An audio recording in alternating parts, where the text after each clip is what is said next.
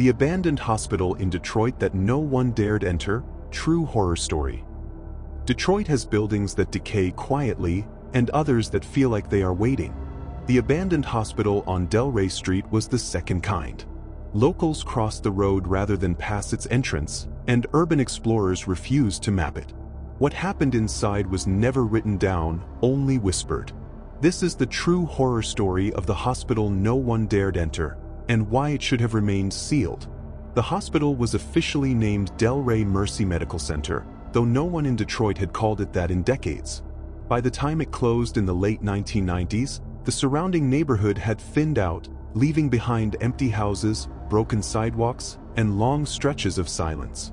The building itself still stood, massive and looming, its windows dark and hollow, like eye sockets carved into concrete. People avoided it not because of rumors, but because of the feeling it caused, a pressure that settled in the chest when anyone walked too close. Marcus Hale was one of the few who studied the hospital seriously. He was a freelance photographer documenting abandoned architecture in Detroit, known for taking calculated risks. He had explored factories, schools, and churches, but Delray Mercy remained untouched in his portfolio. Every time he approached it, something held him back. It wasn't fear in the traditional sense. It was the certainty that the building noticed him. The hospital had a history that didn't align with official records. Fires reported on upper floors with no evidence of damage. Patients transferred without paperwork. Entire wings sealed off years before closure for reasons never explained. Nurses who worked there toward the end left the profession entirely, many refusing to speak about their time inside. The building was condemned, boarded up, and forgotten, yet the electricity reports showed unexplained power usage years after it was shut down. Marcus wasn't alone in his interest. Elena Brooks, a local historian, had spent years collecting secondhand accounts tied to the hospital. She noticed a pattern in the stories. People described the same sensations without knowing each other. Disorientation, sudden exhaustion, the sense of being observed from behind walls. One man claimed the hallways rearranged themselves. Another swore the elevators ran at night, carrying no one. Elena never entered the hospital herself, but she believed it was active in a way abandoned buildings were not. The decision to enter Delray Mercy was not impulsive. Marcus prepared for weeks. He researched floor plans, memorized exits, and coordinated with Daniel Price, a videographer who had worked with him before. Daniel was skeptical but curious. He trusted Marcus's instincts, even when those instincts led them into uncomfortable places. They agreed to enter at dawn, when the light would offer some protection against the darkness inside. The morning they arrived, the hospital looked different. The air around it felt heavier, thick enough to resist movement. The boarded entrance had been forced open long ago, but the boards still leaned inward, as if trying to seal themselves again. Marcus hesitated at the threshold. Daniel noticed, but neither spoke. The silence between them was already loud. Inside, the hospital smelled wrong.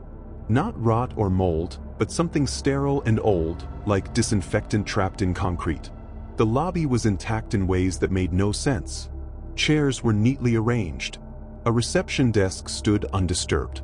Dust coated everything evenly, untouched by footprints or signs of animals. Sunlight filtered through cracked windows, casting long shadows that seemed too deliberate. As they moved deeper, the building revealed its true state. Corridors stretched farther than expected. Door numbers skipped inconsistently. Rooms that should have mirrored each other did not. Marcus noted the temperature change first. Each floor felt colder than the last, as though descending rather than climbing. Daniel's camera began malfunctioning almost immediately, the image warping when pointed down certain hallways. They found medical records scattered in one wing, all dated years after the hospital's closure.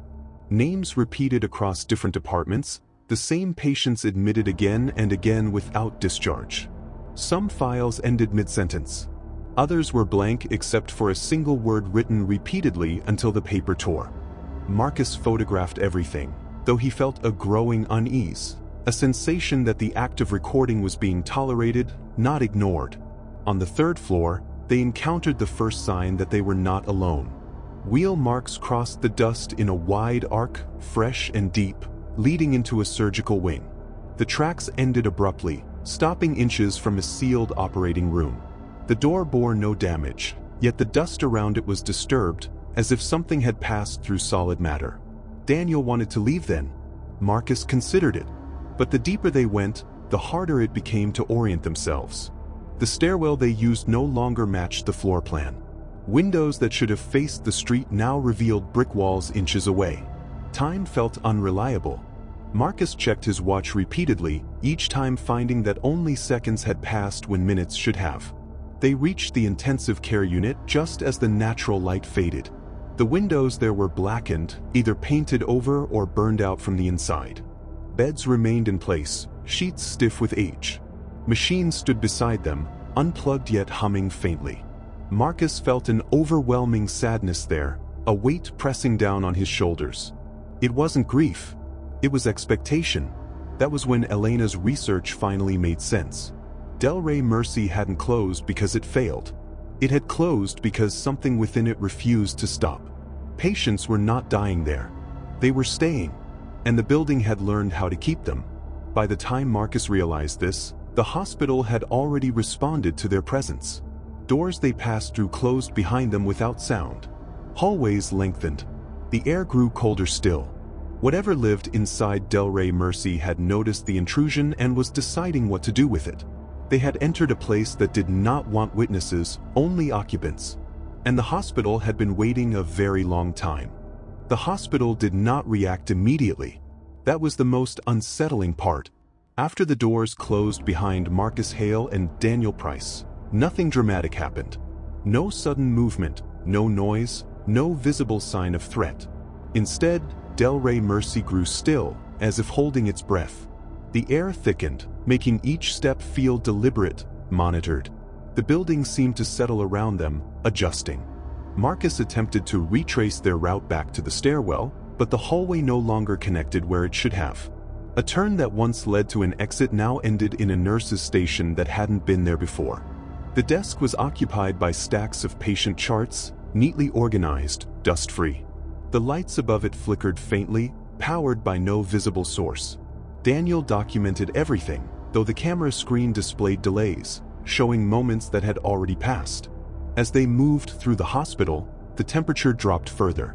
Their breath fogged the air. Marcus noticed that the walls bore faint impressions, as if hands had pressed into the paint from the other side. The marks repeated along corridors, uneven in height and spacing, suggesting not one presence, but many. The sensation of being watched intensified, no longer directional but all-encompassing. They reached what should have been the pediatric wing. The signage confirmed it, though the rooms inside were nothing like the hospital records described. Cribs stood empty, lined up in rows, each containing neatly folded sheets. Medical equipment hummed quietly beside them, disconnected yet active. On one wall, growth charts had been etched directly into the surface, dozens of overlapping measurements stopping abruptly at the same height. No dates followed them. No names. Daniel began to experience physical symptoms first. His hands trembled uncontrollably. He complained of pressure behind his eyes and an overwhelming fatigue that made it difficult to stand. Marcus felt it too, but pushed forward, convinced that movement was the only thing keeping them from becoming part of the building. He later realized that this belief had been planted, encouraged by the hospital itself. The elevators began to operate as they passed them. Doors opened to empty shafts, descending into darkness far deeper than the building's foundation allowed. The buttons lit up on their own, cycling through floors that did not exist on any blueprint. Marcus felt a pull toward them, a subtle invitation that promised rest, silence, and stillness. In one of the sealed wings, they discovered a makeshift chapel. Hospital beds had been arranged in a circle around a central gurney. The walls were covered in handwritten notes, layered so thickly they obscured the paint beneath. Most were illegible, overwritten by others. A few words stood out, repeated obsessively: stay, wait, don't leave. Elena Brooks's research resurfaced in Marcus's mind. Patients who never discharged. Wings sealed without explanation. It became clear that Delray Mercy had developed a method of retention. Not through force, but through erosion. The hospital did not trap people. It convinced them to remain. Daniel collapsed near the chapel entrance. His camera slipped from his hands, still recording. Marcus tried to lift him, but the weight was wrong, heavier than a human body should be. As he strained, he noticed Daniel's reflection in a nearby glass panel did not match reality. The reflection lagged, moving seconds behind, its posture subtly altered, its gaze directed not at Marcus, but at the corridor behind him. Marcus turned, knowing he should not. The hallway stretched longer than before, receding into shadow. Shapes lined the walls, embedded within them, faces pressed outward as if viewing the world through a membrane. Their expressions were not anguished. They were attentive. The hospital shifted again. Lights dimmed, then stabilized. Doors opened, revealing rooms Marcus had not yet documented. Operating theaters stood pristine, instruments laid out with care. Beds weighted, sheets smooth, pillows fluffed. The sense of invitation deepened. Exhaustion washed over him in waves, the idea of sitting down becoming dangerously appealing. Time lost meaning. Marcus could not determine how long he spent wandering. His watch had stopped entirely. The camera's battery indicator fluctuated unpredictably, sometimes reading full, sometimes dead. He realized then that the hospital controlled not only space, but duration. When he finally found a stairwell, it led downward instead of out. Floor numbers counted backward, skipping negatives. Each level felt warmer than the last, the air heavier. The walls here were different, smoother, cleaner. The hospital felt younger, more active.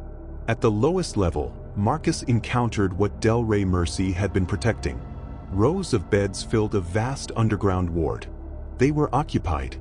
Bodies lay motionless beneath thin sheets, connected to machines that pulsed with a dull internal glow. The faces were calm, eyes closed, breathing shallow but steady. They were not dead. Marcus recognized some of them from the files. Names repeated across decades, unchanged. The hospital had extended them, preserving them in a state between life and death. Not as an act of mercy, but as sustenance. The presence Marcus felt throughout the building emanated from here, collective and aware. Daniel was among them. His body lay intact, peaceful, connected to the same apparatus. There was no sign of injury, no indication of how he had been moved. The hospital had accepted him quickly, efficiently. Marcus understood then that resistance was possible only while one remained useful. The realization triggered panic, sharp and desperate. Marcus ran, retracing steps that shifted beneath him. The hospital resisted his movement now, corridors narrowing, doors sealing moments before he reached them. The building's patience had ended. He reached the surface level as dawn light filtered weakly through boarded windows. The hospital seemed less active in daylight, its influence waning slightly. Marcus forced open an exit that had not existed hours before and collapsed onto cracked pavement outside. Behind him, Delray Mercy stood unchanged, silent and waiting. The doors sealed themselves without sound. Marcus never returned. The footage he recovered ended abruptly, cutting to static moments before Daniel collapsed. Elena Brooks archived the materials and ceased her research. She later admitted she still dreamed of corridors that rearranged themselves. The hospital remained standing. Urban explorers still avoided. Electricity reports continue to show irregular usage. Delray Mercy does not hunt. It waits. The abandoned hospital in Detroit still stands, untouched for a reason. If this story disturbed you, there are more like it, places that refuse to let go. Like, comment, and subscribe if you want the next true horror story. And remember, not every door that opens wants you to leave.